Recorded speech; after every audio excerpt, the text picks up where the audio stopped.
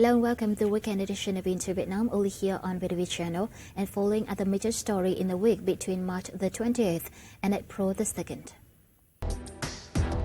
Vietnam posts trade surplus of $776 million in January and March. Vietnam raises most funds from initial public offerings or IPO across Southeast Asia.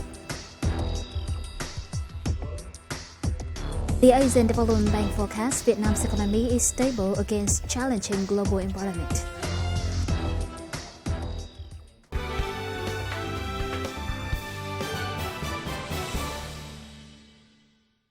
And first and foremost are the most outstanding figures of the week.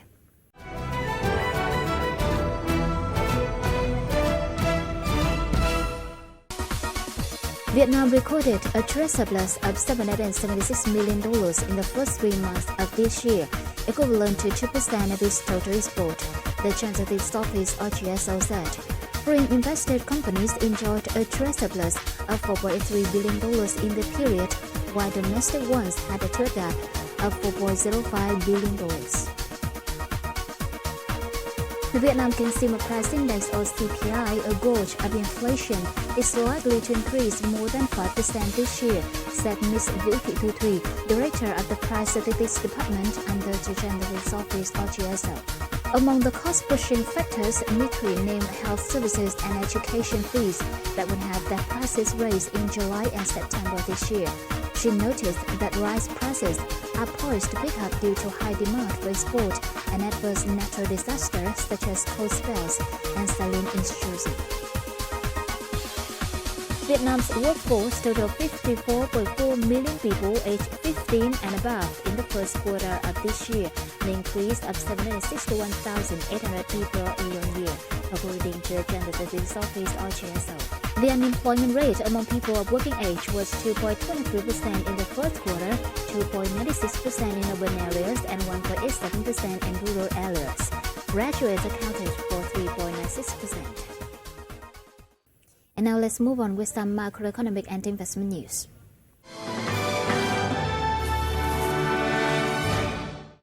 Vietnam is leading the pack in Southeast Asia this year when it comes to raising funds from initial public offerings or IPO. According to Saigon Securities Incorporation, the country has a pipeline of state-owned enterprises planning IPOs with 177 expected through 2020, including those of Vietnam Mobile Telecom Services Company and Vietnam National Shipping Lines, said Mr. Nguyễn Anh Phong, the Bur's Deputy CEO of the Hanoi Stock Exchange, has been grooming companies that aren't ready for listing in its regulated over-the-counter market and is planning to speed up the process.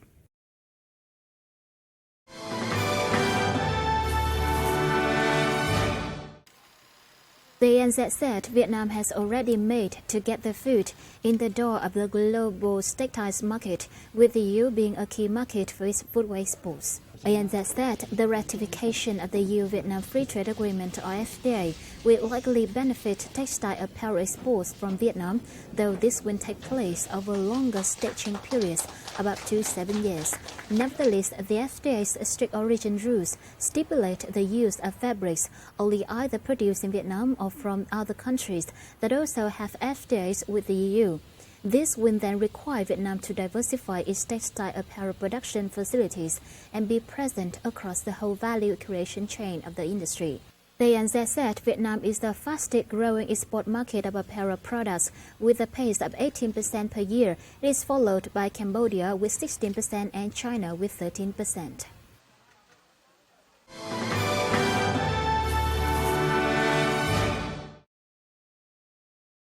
Tin Nghĩa Corporation, the second largest state-owned corporation in southern Dong Nai province, plans to sell 14.9 million shares for 9.56% of its stakes at its initial public offering on April the 1st. The auction, which will be done on the Ho Chi Minh City Stock Exchange at a starting price of 10,200 dong a share, is expected to be among the most wanted IPOs this year. If successful, the corporation will earn $158 million after the IPO. According to the roadmap, Vietnam will stop receiving financial assistance from the World Bank since July 2017, and then from other donors as well. This puts the state fiscal balance under huge pressure in the coming years. Details in our report. Public debts are rising rapidly. Pressures are building up on government debt payment. These have become familiar words to describe Vietnam public debt conditions. Heads of the government have expressed their concerns over state budget situations. Việc bảo đảm cân đối thu chi ngân sách nhà nước có mặt còn hạn chế, chậm khắc phục tình trạng thất thu, nợ động thuế, chuyển giá và những bất hợp lý trong cơ cấu chi ngân sách. Quản lý một số khoản chi chưa chặt chẽ, vẫn còn nhiều lãng phí. Nợ công tăng nhanh, áp lực trả nợ lớn. Quản lý sử dụng vốn vay ở một số dự án còn kém hiệu quả, khắc phục còn chậm. Cân đối ngân sách nhà nước còn nhiều khó khăn, vẫn còn thất thu, nợ động thuế, cơ cấu chi chưa hợp lý, chi thường xuyên tăng nhanh. Một số khoản chi chưa được quản lý chặt chẽ. In the separate report on the management and use of official development assistance or ODA, a crucial external component of the state income, head of the Department on Debt Management and International Finance under the Ministry of Finance said, apart from the old challenges, over the next couple of years, the state issue will get harder as Vietnam will begin to be slashed the ODA and forced to switch to non-preferential loans. Theo đúng lộ trình, theo đúng kế hoạch thì đến tháng 7 năm 2017 thì Việt Nam World Bank sẽ chính thức là sẽ tuyên bố cái việc là chấm dứt ODA đối với Việt Nam.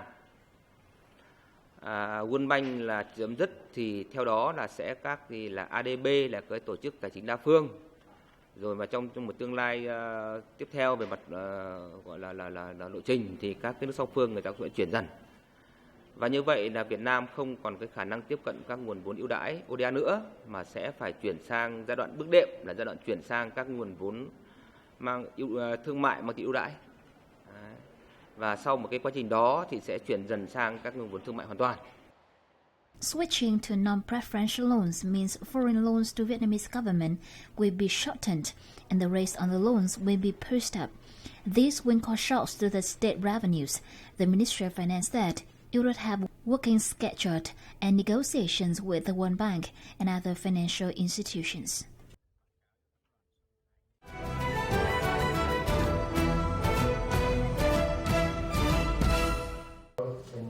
Vietnam's economy continues to perform well against a volatile global backdrop, the Asian Development Bank, or ADB, said in a new flagship report launched in March the 20th in Hanoi. Following a stronger than expected performance in 2015, the Asian Development Outlook, or ADO 2016 forecast Vietnam's economy to remain stable in 2016, with growth of 6.7%, followed by a modest slowing of growth to 6.5% in 2017.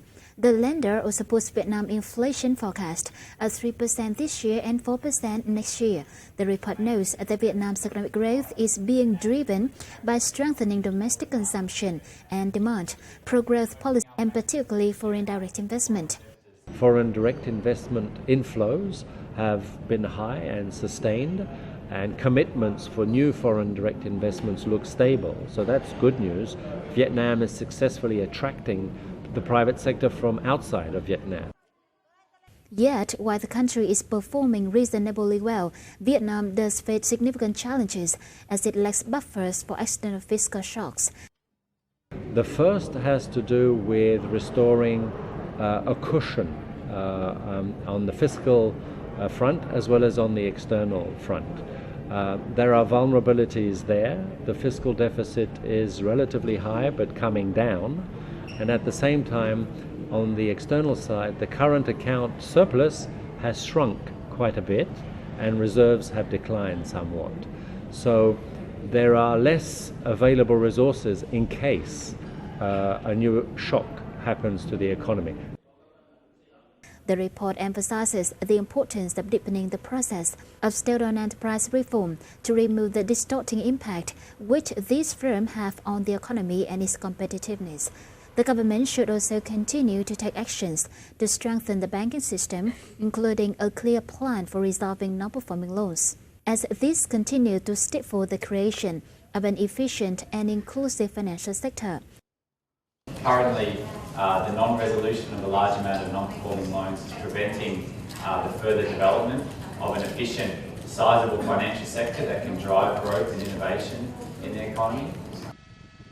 Well, Vietnam will be a major...